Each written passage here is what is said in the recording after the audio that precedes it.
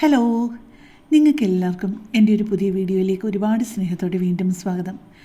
ഞാൻ ഈയിടെ കുറച്ച് ദിവസമായിട്ട് ഓണം റെസിപ്പികൾ തന്നെയാണല്ലോ ഷെയർ ചെയ്യുന്നത്. ഇന്നെൻ്റെ ഓണം റെസിപ്പിയുടെ ഈ വർഷത്തെ അവസാനത്തെ റെസിപ്പിയാണ്. ഓണത്തിൻ്റെ മധുരക്കറിയായിട്ടുള്ള പൈനാപ്പിൾ പച്ചടി നല്ലൊരു മധുരത്തിൽ തുടങ്ങി നമുക്ക് മധുരത്തിൽ തന്നെ അവസാനിപ്പിക്കാം അല്ലേ. ഓണത്തിന് വേണ്ടി പോസ്റ്റ് ചെയ്യുന്ന അവസാനത്തെ വീഡിയോ ഇതായതുകൊണ്ട് തന്നെ എൻ്റെയും എൻ്റെ കുടുംബത്തിൻ്റെയും ഹൃദയം നിറഞ്ഞ ഓണാശംസകൾ നിങ്ങൾക്ക് എല്ലാവർക്കും നേരുകയാണ്. ഞാൻ ഈ കടലപ്പരിപ്പ് പായസം ഉണ്ടാക്കാനായിട്ട് എടുത്തിരിക്കുന്നത് 400 ഗ്രാം കടലപ്പരിപ്പാണ്. ആ കടലപ്പരിപ്പ് നല്ല വൃത്തിയായിട്ട് 2-3 പ്രാവശ്യം ഒന്ന് കഴുകിയിട്ട് വെള്ളം ഊറി പോകാനായിട്ട് അവിടെ മാറ്റി വെച്ചിട്ടുണ്ട്. ഇപ്പം ഞാൻ 2 ഫുൾ തേങ്ങയിൽ നിന്നെടുത്ത് തേങ്ങാപ്പാലാണ് എടുത്തിരിക്കുന്നത് കേട്ടോ. 3.5 കപ്പോളം 2 പാലും 1.5 കപ്പ് 1 പാലും ഉണ്ടായിരുന്നത്. നല്ല കട്ടിക്കാണ് 1 പാൽ എടുത്തിരുന്നത്. പിന്നെ ഞാൻ എടുത്തിരുന്നത് തേങ്ങാക്കുത്തും കാഷ്യൂനട്ട്സും റേസിൻസുമാണ്. തേങ്ങാക്കുത്ത് ഒരു 1/4 കപ്പ്, അതല്ലെങ്കിൽ അതിൽ കൂടുതൽ. കാഷ്യൂനട്ട്സ് 50 ഗ്രാം, പിന്നെ റേസിൻസ് എടുത്തത് 25 ഗ്രാം. ഇത് ഒക്കെ നിങ്ങളുടെ ഇഷ്ടമനുസരിച്ച് കൂട്ടുകയോ കുറയ്ക്കുകയോ ചെയ്യാമേ. ഇപ്പോൾ 2 ടേബിൾ സ്പൂൺ നെയ്യ് ഒഴിച്ചു കൊടുത്തിട്ട് ഇത് ഓരോന്നായിട്ടൊന്ന് ഫ്രൈ ചെയ്തെടുക്കണേ. തേങ്ങാക്കുത്ത് മാത്രമായിട്ട് ആദ്യം അങ്ങ് ഫ്രൈ ചെയ്തെടുക്കണം. അത് കഴിഞ്ഞിട്ട് വേണം കാഷ്യൂനട്ട്സ് ഇട്ട് വറക്കാനായിട്ട്.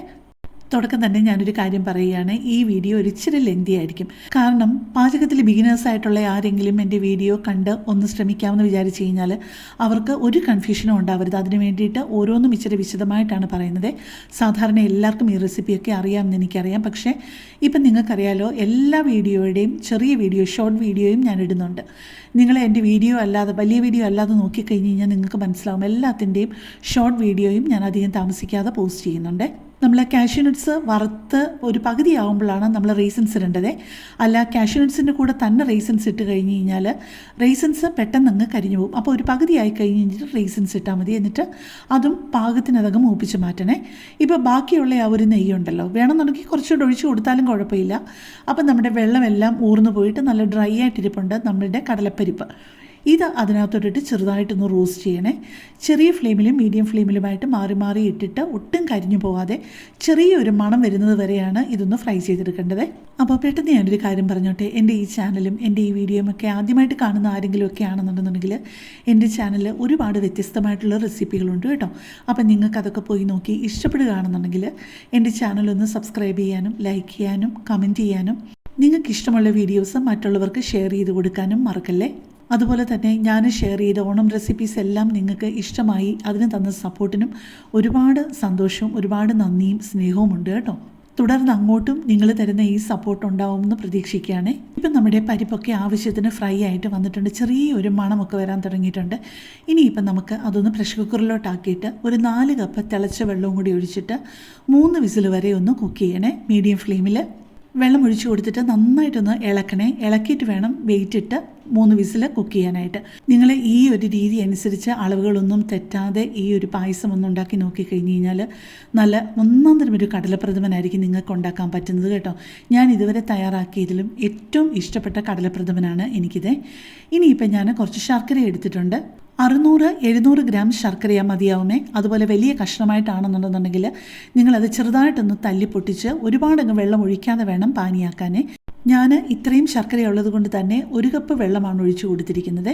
ശർക്കരയെല്ലാം ഉരുകി കഴിഞ്ഞ് കഴിഞ്ഞിട്ട് അതിൻ്റെ ചൂടൊക്കെ ഒന്ന് പോയി കഴിയുമ്പോഴേക്കും നിങ്ങൾക്കറിയാലോ, അതിനകത്ത് ശ്രദ്ധിച്ചു കഴിഞ്ഞാൽ ചെറിയ മൺതരികളും കല്ലും കൊച്ചു കല്ലിൻ്റെ കഷ്ണങ്ങളൊക്കെ കാണും.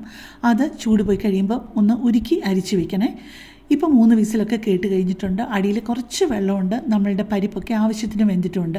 ഓവറായിട്ട് അങ്ങ് വെന്തു പോകരുത് കേട്ടോ. കാരണം ഇതിൻ്റെ ഒരിച്ചിരി കട്ടകളായിട്ട് നമുക്ക് കാണണം. അതായത് ആ പരിപ്പായിട്ട് കുറച്ച് കാണണം. എന്നിട്ട് മുക്കാലും അങ്ങ് ഉടയ്ക്കണം. നന്നായിട്ട് അങ്ങ് ഉടച്ചിട്ട് ചെറുതായിട്ട് അതിൻ്റെ പരിപ്പും കൂടെ കാണണം. ഒരു 25% എങ്കിലും.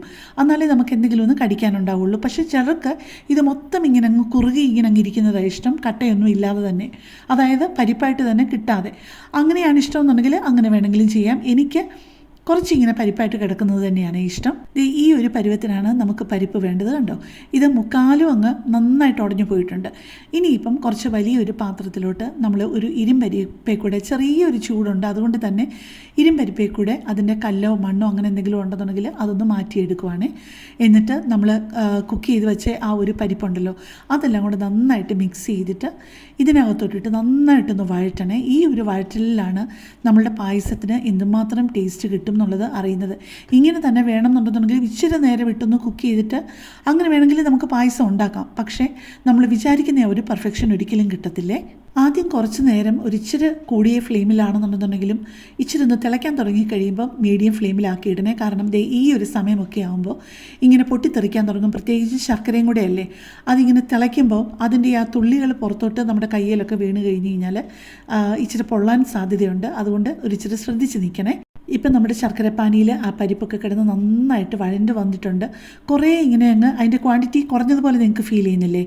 ഇനി ഇപ്പം നമ്മൾ അടിക്ക് പിടിക്കാതിരിക്കണമെന്നുണ്ടെങ്കിൽ കുറച്ച് നെയ്യും കൂടെ ചേർത്ത് കൊടുക്കണേ. ഒരു 3 ടേബിൾ സ്പൂൺ നെയ്യും കൂടെയാണ് ഞാൻ ചേർത്ത് കൊടുത്തത് കേട്ടോ. അതുപോലെ ഞാൻ എപ്പോഴും പറയുന്നത് പോലെ പായസമൊക്കെ തയ്യാറാക്കുമ്പോഴത്തേക്കും നിങ്ങൾ ഒരിച്ചിരി സമാധാനമായിട്ടുള്ളപ്പോഴേ അതിനൊക്കെ ഒരുങ്ങാവുള്ളേ. കാരണം നമ്മൾ ഇത്രയും മെനക്കെട്ട് ഓരോ കാര്യങ്ങൾ ചെയ്തിട്ട് അവസാനം അടിക്ക് പിടിച്ച് പോയി കഴിഞ്ഞ് കഴിഞ്ഞാൽ ഈ കഷ്ടപ്പെട്ടത് മുഴുവൻ വെറുതെ ആവത്തില്ലേ?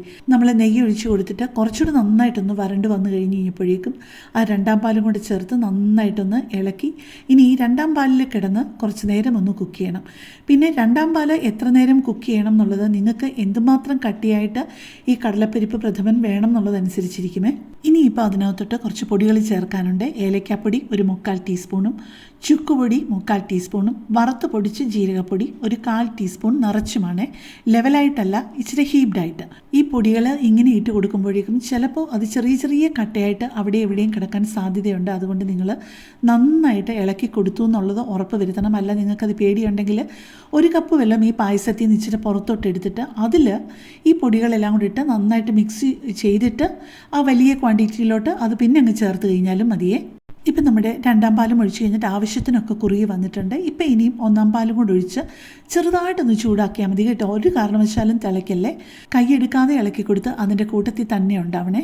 ഏറ്റവും അവസാനം ചെയ്യാനുള്ളത് നമ്മൾ വറുത്ത് വെച്ചിട്ടുണ്ടല്ലോ കാഷ്യൂ നട്ട്സും തേങ്ങാക്കൊത്തും റൈസിൻസും, അതും കൂടെ ഇതിൻ്റെ കൂട്ടത്തിലിട്ടിട്ട് ഒരു പൊടിക്ക് ഉപ്പും കൂടെ ഒന്ന് ഇടുകയാണ് കേട്ടോ. ഒരു വളരെ പൊടിക്ക് ഉപ്പുപൊടിയും കൂടി ഇട്ട് എല്ലാം കൂടെ ഒന്ന് യോജിപ്പിച്ച് കഴിയുമ്പോഴേക്കും ഇപ്പം ഇങ്ങനെ വെള്ളം പോലെ ഇരിക്കുന്നുണ്ടെന്നുണ്ടെങ്കിൽ നിങ്ങൾക്കറിയാമല്ലോ ആ കടലപ്പരിപ്പൊക്കെ നമ്മൾ ഉടച്ചു കൊടുത്തതാണ്. അതുകൊണ്ട് തന്നെ നല്ല ഒന്നാന്തരമായിട്ട് കറക്റ്റ് പാകത്തിന് അത് കുറുകി വരും. അപ്പോൾ തേങ്ങാപ്പാൽ എടുക്കുമ്പോൾ ഏറ്റവും നന്നായിട്ട് അതിൻ്റെ ഫുള്ള് തേങ്ങാപ്പാൽ കിട്ടാനായിട്ട് ഞാൻ ചെയ്യുന്ന ഒരു കാര്യം, വളരെ ചെറിയ ചൂടുവെള്ളം ഒഴിച്ചിട്ട് ഞാൻ 1ാം പാലും 2ാം പാലും എടുക്കുന്നത്. അപ്പോൾ ഇച്ചിരി പോലും പിന്നെ അതിനകത്ത് തേങ്ങാപ്പാൽ ഉണ്ടാവില്ല. ഇതുപോലെ ഓരോ കുഞ്ഞു കുഞ്ഞു കാര്യങ്ങളും ഞാൻ പറഞ്ഞു തരുന്നത് ബിഗിനേഴ്സ് ആരെങ്കിലും എൻ്റെ വീഡിയോ കാണുന്നുണ്ടെങ്കിലോ അവർക്ക് ഏറ്റവും നന്നായിട്ട് ഈ ഒരു റെസിപ്പി കിട്ടാൻ വേണ്ടിയിട്ടാണ് കേട്ടോ. ഈ റെസിപ്പി എന്നല്ല, ഏതൊരു റെസിപ്പിയും. ഇപ്പോൾ ഇട്ട് കൊടുത്തത് ചെറിയൊരു നുള്ള ഉപ്പാണ്. എൻ്റെ മറ്റ് വീഡിയോസൊക്കെ കണ്ടു കഴിഞ്ഞാൽ അറിയാം, എല്ലാം 3 മിനിറ്റ് 4 മിനിറ്റ് മാക്സിമം 5 മിനിറ്റ് ഒക്കെ ഉള്ളൂ. എൻ്റെ കല്യാണം കഴിഞ്ഞ സമയത്തെ എന്നെ തന്നെ ഓർത്തിട്ടാണ് ഞാൻ ഇത്രയും വിശദമായിട്ട് ഓരോ കുഞ്ഞു കാര്യങ്ങളും പറയുന്നത് കേട്ടോ. കാരണം ഞാൻ തയ്യാറാക്കുന്നതിലും നന്നായിട്ട് അവർ തയ്യാറാക്കുമ്പോൾ കിട്ടണം എന്നുള്ള ഒരു ആഗ്രഹവും നിർബന്ധവും എനിക്കുള്ളത് കൊണ്ടാണ് ഞാൻ ഇത്രയും ഓരോ കുഞ്ഞു കാര്യങ്ങളും പറയുന്നത്.